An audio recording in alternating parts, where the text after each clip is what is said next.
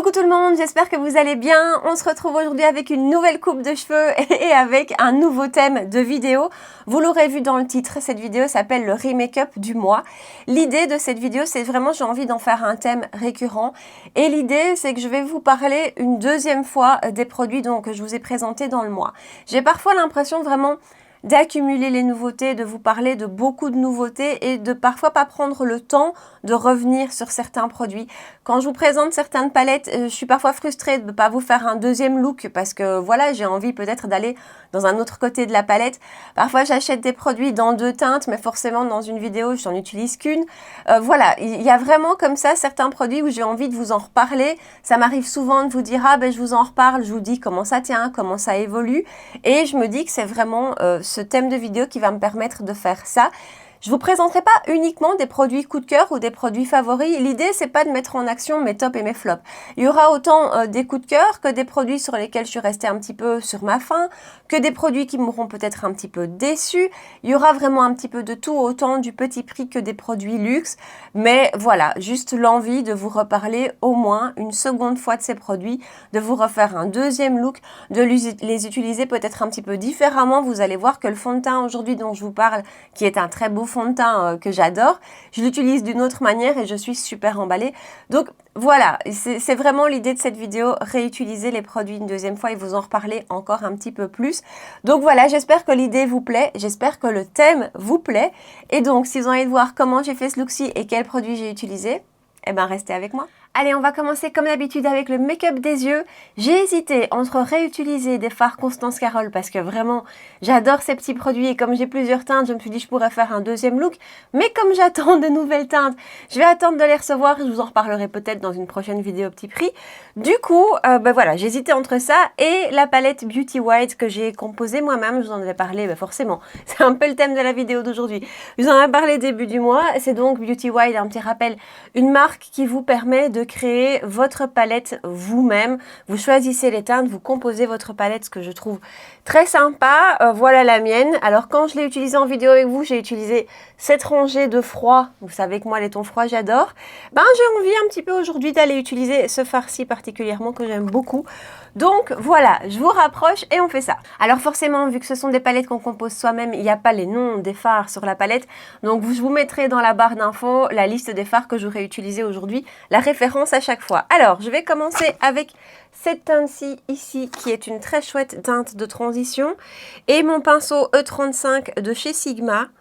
Et je vais appliquer ça en teinte de transition. Comme je vous avais dit, ce sont vraiment des fards qui se travaillent super bien. Et que ce soit les mats ou les lumineux, ils sont très beaux. Les mats sont vraiment bien pigmentés, se diffusent bien. Enfin voilà, ce sont de très très jolis fards. Et le fait qu'on puisse composer sa palette soi-même fait qu'il n'y a rien à faire. Enfin moi je l'ai beaucoup utilisé parce que voilà, c'est vraiment des teintes que j'aime. Ensuite, je vais prendre cette teinte-ci ici qui est un marronné foncé. Et avec un pinceau plat E25 de chez Sigma, je vais faire mon coin externe que je viendrai comme à chaque fois retravailler par la suite, mais voilà, ça définit un petit peu. Et comme je vous ai dit juste avant, c'est vraiment des fards bien pigmentés. Ensuite, je vais prendre ce lumineux là dont je vous parle, que j'ai vraiment envie d'utiliser. Je le prends au doigt et je l'applique sur toute la paupière mobile. J'ai du mal à définir la teinte. C'est un marronné un peu gris, froid. Enfin, c'est vraiment le genre de teinte que j'adore. Ensuite, je vais prendre cette teinte-ci ici qui est un joli petit lumineux champagne avec un pinceau plat 238 de chez Zoeva. C'est vraiment un tout petit plat qui permet d'être super précise et je vais juste l'appliquer dans le coin interne pour ajouter un petit peu de lumière. Il est très très joli aussi ce fard.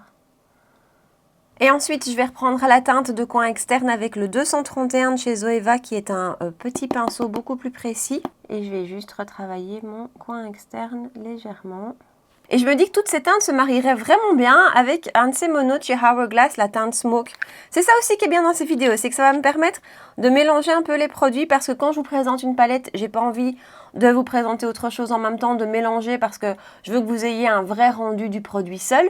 Mais ici, comme vous l'avez déjà vu, du coup, je peux rajouter un petit peu de ceci. Donc c'est la teinte Smoke des Scattered Light de chez Hourglass. Et effectivement, ça va super bien avec ce lumineux. Et voilà pour le make-up des yeux, je fais un ras de cils et on passe au teint. Alors, en base, j'ai très envie de réutiliser celle de chez Essence, la Catching Clouds. que je trouve génial. Et j'aime beaucoup l'appliquer au pinceau finalement. Je ne sais pas si vous vous souvenez, je l'avais appliqué au pinceau dans la vidéo parce que j'avais des paillettes plein les doigts. Et voilà, finalement, j'aime beaucoup l'appliquer comme ça. Et c'est vraiment une base qui floute les pores. C'est magnifique. Vraiment, le rendu sur la peau est super beau. Et elle a un côté légèrement matifiant. Vous voyez de ce côté-ci, voilà, elle a un petit peu éteint le glow de mon sébum. Qu'ici, je brille encore. C'est vraiment une super base. Maintenant, je vous avais dit que je vous tiendrai au courant, justement par rapport à la matité sur une journée complète, en fin de journée. Est-ce que je brille moins avec elle? Non. Honnêtement, elle ne me tient pas mat plus qu'une autre. Mais par contre, au niveau de son rendu sur les pores, je suis complètement fan de cette base, je la trouve géniale. Elle porte super bien son nom, on a vraiment l'impression de cette texture un peu nuageuse et elle fait une peau de velours, une peau de bébé toute douce. Bref, je la trouve vraiment super. Alors, en fond de teint, je vais réutiliser celui de chez Make Up For Ever, donc le dernier sorti, le HD Skin, qui est un fond de teint que j'adore. Mais vous savez qu'il est un petit peu foncé pour moi. J'ai pris une teinte qui est trop foncée, donc j'ai pris la 1R12. Mais du coup, je vais en profiter pour vous reparler de la base de chez Chanel, donc le blanc de Chanel. Vous savez que là aussi, c'est une base que j'adore. J'allais dire que j'ai adoré, mais non, que j'adore parce que vraiment, je l'utilise pratiquement tous les jours. Et au-delà du fait que c'est une base qui a un côté un petit peu lumineux, qui a un côté vraiment embellisseur de peau, c'est aussi un produit que vous allez pouvoir mélanger à vos fonds de teint pour les éclaircir. Du coup, ça tombait plutôt bien avec celui de chez Make Up For Ever qui est trop foncé. Donc, je vais prendre une pompe de la base de Chanel que je viens rajouter par-dessus mon fond de teint, une petite spatule et je vais mélanger le tout. Et je vais gagner comme ça un demi-ton. Je pourrais en rajouter un peu plus, hein. Du coup, je l'applique avec ma spatule et je vais l'étirer avec mon éponge. Et vraiment, je trouve ça super parce que ce fond de teint, je m'étais dit, je vais pouvoir l'utiliser qu'en été. Et en fait, comme ça, ben, c'est génial. J'ai vraiment gagné une teinte. Ça me convient beaucoup mieux que la teinte de base. Et voilà, et du coup, ça me permet de le réutiliser tout de suite. Je dirais que la base ne modifie pas trop le rendu du fond de teint. Il est peut-être quand même légèrement plus lumineux que quand il est appliqué seul. Mais c'est vraiment très léger. Vous voyez, il a quand même un fini plutôt semi-mat. Et voilà, donc cette base, vraiment, à tout point de vue, je la trouve super réussi et du coup super pratique. Et le fond de teint, je l'aime toujours autant, hein. Je dois dire qu'avec le NARS, ce sont les deux fonds de teint que j'ai le plus utilisé ce mois-ci. J'ai utilisé pratiquement que ces deux-là. Et avec la base essence en dessous, vraiment mes pores sont complètement comblés, sont complètement effacés. Et on a vraiment un joli rendu, un petit peu semi-mat comme ça que je trouve canon. Donc vraiment cette base, elle a tout pour elle. Alors en anti-cerne, je vais appliquer mon gros coup de cœur du mois, le Revlon Color Stay. Je vous avais dit à quel point je le trouvais fantastique cet anti-cerne, ça n'a pas changé. Vraiment, je l'ai utilisé tous les jours.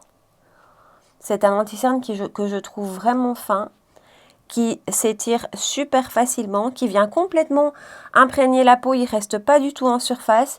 Il a une couvrance plutôt moyenne, hein, c'est pas une haute couvrance, mais je trouve que le rendu est parfait. Enfin voilà, c'est vraiment beau pour tous les jours, c'est juste ce qu'il faut au naturel. Et il a surtout une excellente tenue, il ne bouge pas, il ne file pas, il ne vieillit pas du tout mon contour de l'œil. Enfin, c'est un des plus beaux anti-cernes que j'ai testé ces derniers temps. Et alors surtout, je vais le faire d'ailleurs, je peux le poudrer, ce qui ne m'arrive jamais. Et donc je le poudre avec la dernière poudre de chez Huda, la Cherry Blossom Cake. Je pense que c'est vraiment le combo des deux qui marche particulièrement bien. Dans le sens où j'ai testé du coup cette poudre avec maintenant beaucoup d'anti-cernes, vraiment je crois bien 5 ou 6 différents. Et c'est avec celui-ci que ça marche le mieux. Vraiment, avec celui-ci, j'ai un effet fondu, un effet lissé, et ça ne bouge pas. Avec mes autres anti-cernes, je peux parfois avoir cet effet un peu plus marqué. Maintenant, beaucoup moins marqué qu'avec d'autres poudres, puisque vous savez que moi, je ne poudre jamais mes anti-cernes, parce que justement, ça me marque très fort. Celle-ci, je trouve, marque beaucoup moins. Mais alors, associé avec cette anti-cerne-ci, c'est juste un combo que je trouve qui marche super bien. Donc, voilà pour mon contour des yeux. Alors, on va terminer le make-up des yeux, justement. On va faire le ras de cils inférieur. Je prends un pinceau Morphe JH39. C'est un petit pinceau boule. Et je reprends ma palette de chez Beauty Wide. Et on va directement reprendre la teinte qui m'a servi en transition et je vais l'appliquer tout le long du ras de cils. Ensuite, ma teinte de coin externe que je vais appliquer en coin externe. Et ensuite, JH43 de chez Morphe et je vais reprendre mes 2 lumineux que j'ai utilisés et je vais les appliquer tout le long du ras de cils. Donc d'abord la teinte la plus foncée et ensuite le petit champagne que je viens vraiment mettre en coin interne. Ensuite, en mascara, je vais réutiliser celui de chez Maybelline, le Curl and Bounce. Je dois dire que je ne l'ai pas beaucoup utilisé ce mois-ci parce que j'en teste 3 autres pour les vidéos du mois prochain. Vous verrez, je vais vous parler de plein de mascaras. Donc, j'ai pas eu l'occasion de beaucoup le réutiliser, mais les quelques fois, je crois que je l'ai utilisé 3-4 fois ce mois-ci, je trouve que franchement, le rendu est très beau et la tenue est bonne. Elle n'est pas 100%, mais vous savez, je vous le dis à chaque fois que sur moi, à part le Sweet Lashes, il n'y en a aucun qui est 100%. Donc, il transfère un tout petit peu, mais c'est très léger. Il est même limite un petit peu difficile à démaquiller. Mais pour le reste, je le trouve très, très, très joli ce mascara. La brosse agrippe super bien les cils. Ça, je trouve ça très chouette. Je trouve qu'il m'apporte du volume. Il manque peut-être un petit peu de longueur. Si on veut vraiment aller dans le détail, c'est vrai qu'un petit peu plus de longueur, ce serait parfait. Mais je trouve qu'il donne beaucoup de volume. Et il a vraiment un joli rendu. Et sa texture est un petit peu sèche, vraiment la matière est pas trop liquide. Ce que je préfère, moi j'aime beaucoup, je trouve que ça accroche super bien les cils et ça fait pas de paquet. Par contre justement en parlant de paquet, si on veut appliquer plusieurs couches, il faut pas trop attendre entre les couches. Et voilà pour le mascara, vraiment je trouve son rendu canon. Alors, en bronzer, c'est pas un bronzer dont je vous ai parlé ce mois-ci. Je triche un petit peu dans cette vidéo aussi, puisque comme c'est la première que je vous fais, j'ai été rechercher dans le mois d'avant. Et ici, je vous parle de ce produit-ci parce qu'en fait, je l'utilise beaucoup, beaucoup au quotidien. Je vous l'ai déjà mis dans un top et donc voilà, j'ai envie de vous en reparler pour vous dire que je l'aime toujours autant, que je l'utilise vraiment, mais vraiment beaucoup. C'est le bronzer en stick de chez Rare Beauty. Je l'utilise énormément. Je l'applique avec un pinceau stippling de chez Zoeva. C'est le 124 grand stippling. Je viens chercher la matière directement dessus comme ça. Et voilà, je le tapote et puis je l'étire.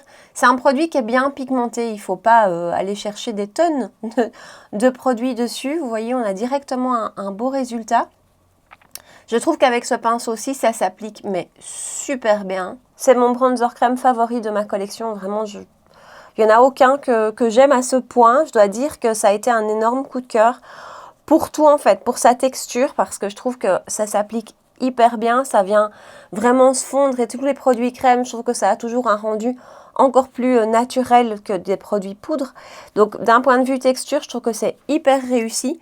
D'un point de vue fini, j'aime beaucoup parce que c'est un fini mat qui laisse peut-être passer un petit peu de lumière, mais voilà, c'est pas pailleté, c'est pas lumineux, c'est juste très joli. Sa teinte, je vous ai pas dit, j'ai la teinte Happy Sol, c'est la deuxième je pense. J'aime beaucoup, beaucoup, beaucoup sa teinte, elle est juste comme il faut, je trouve. Pas trop chaude. Et pour finir, sa tenue est excellente. Et je vous avais dit, moi en général, les produits crème, les bronzers crème, je sais pas pourquoi, je viens toujours les associer avec un bronzer poudre par-dessus. Et ben celui-ci, j'ai pas besoin, j'ai pas envie, voilà, je l'adore, ce bronzer crème. En blush, j'avais très envie d'utiliser celui-ci parce que la teinte est vraiment différente, je trouve, de ce qu'on voit d'habitude. Donc, ce sont les derniers sortis chez MAC pour la collection de printemps. Et j'ai la teinte ici Fluorescent qui ressemble à ceci. Je vous avais montré dans ma vidéo, hein, je vous l'accrocherai là, je vous avais swatché les deux teintes que je viens d'acheter donc de cette nouvelle collection qui ressemblent très très fort à des teintes de la collection permanente. Donc voilà, si vous avez déjà plusieurs Glow Play, il y en a un qui lui ressemble très fort dans la collection de base. Mais bon, voilà, à part ça, les Glow Play Blush, moi, sont, je pense que c'est mon fini de blush favori. Et cette teinte comme ça qui peut paraître un petit peu trop froide ou un petit peu trop mauve, je trouve qu'elle est très jolie. Et comme j'avais pas eu l'occasion de vous la montrer en action, voilà, c'est chose faite. Alors, je ne vous ai pas dit, je l'applique avec le Putty Primer Applicator de chez ELF, qui est vraiment un pinceau comme ça, petit, dense, que je trouve top pour appliquer les blushs crème. Et donc, voilà son rendu. C'est un joli petit rose qui donne bonne mine, en fait. Je le trouve très sympa et c'est vrai qu'il a ce côté froid que perso j'aime beaucoup et qui va du coup super bien avec tous les make-up plutôt froids. Alors on va poudrer le teint et là je vais vous reparler d'un produit que j'ai réutilisé une fois ou deux sur le mois, franchement pas beaucoup parce que ça n'a quand même pas été un gros coup de cœur. C'est celle de chez Too Faced, la Primed and Poreless, qui est, cela dit, au niveau packaging c'est très joli. Et je vais l'appliquer avec ma houppette, hein, comme toutes mes poudres de finition. Et c'est pas ma poudre préférée, je dois dire que voilà, en l'utilisant, en la comparant avec toutes les autres que j'ai, avec la Huda que j'aime particulièrement pour le moment, ou avec ma poudre Catrice que vous savez que j'adore, celle-ci, je trouve qu'elle peut avoir tendance parfois à venir marquer les pores, à venir un petit peu se mettre dans les pores. Je ne sais pas pourquoi, j'ai pas souvent eu des poudres qui m'ont fait ça. Et d'un point de vue matité, pour moi qui est la peau grasse, elle fait pas le job. Je vois vraiment pas d'impact sur ma production de sébum, j'ai pas l'impression de briller moins vite avec elle, alors qu'avec d'autres, oui. Et donc voilà, c'est une poudre que je trouve pas mal, qui est assez fine, mais son rendu sur ma peau, je suis pas super fan parce que je vous dis, j'ai l'impression parfois qu'elle vient un petit peu se loger dans mes pores et qu'elle reste un petit peu en surface. Donc voilà, ça c'est pas un 100% réussite pour moi. Ensuite, pour l'highlighter, je vais appliquer celui de chez Jaclyn Hill, que franchement, je trouve très très beau. Je dois dire que je l'ai beaucoup utilisé ce mois-ci et je le trouve vraiment réussi. Il est très fin, il donne une jolie lumière. Alors sur les lèvres, j'avais envie de vous montrer la deuxième teinte des rouges à lèvres de chez Milani que j'ai. Donc c'est la nouvelle gamme dans les rosés. Je crois que la gamme rose s'appelle Flora, il me semble. Et donc ici c'est la teinte 320 pétales que j'ai pas eu l'occasion de vous montrer. Je sais pas du tout si ça va aller avec le make-up. Je vais l'appliquer, on verra. Au pire, je change. Et donc voilà pour le rendu du rouge à lèvres pour cette teinte. Donc c'est la teinte, je vous l'ai déjà dit, hein, 320 pétales que je trouve super jolie. C'est vraiment un beau rose qui va être super beau, soit associé avec des make-up un petit peu plus chargés comme j'ai fait aujourd'hui. Mais aussi c'est le genre de teinte seule avec un beau mascara, un beau blush bien un peu puissant comme ça. Pour l'été, c'est vraiment le genre de teinte que j'adore utiliser. Et dans toute cette gamme, toutes les teintes un peu plus soutenues, un peu plus foncées au-dessus, sont comme ça très très belles. Donc voilà. Et au niveau de la texture, ça reste franchement un de mes rouges à lèvres favoris. Donc voilà pour le look final, j'espère que ça vous plaît, j'espère que vous aimez le rendu, j'espère aussi surtout que vous aimez le thème de la vidéo. Donc voilà, partagez-moi tout ça ici en bas dans les commentaires, dites-moi si vous aimez le look que j'ai fait, si certains de ces produits vous les connaissez, vous les aimez ou pas, partagez-moi tout ça ici en bas et n'hésitez pas à me dire surtout si le thème de la vidéo vous plaît. Si vous avez aimé la vidéo et si vous avez passé un bon moment avec moi, n'hésitez pas à la liker, à me rejoindre sur Instagram et à vous abonner à ma chaîne si ce n'est pas encore fait. On se retrouve 2 fois par semaine pour des vidéos make-up, les mercredis soirs à 19 h et les dimanches matins à 9 h. Voilà. En attendant, prenez bien soin de vous et je vous dis à très bientôt. Ciao!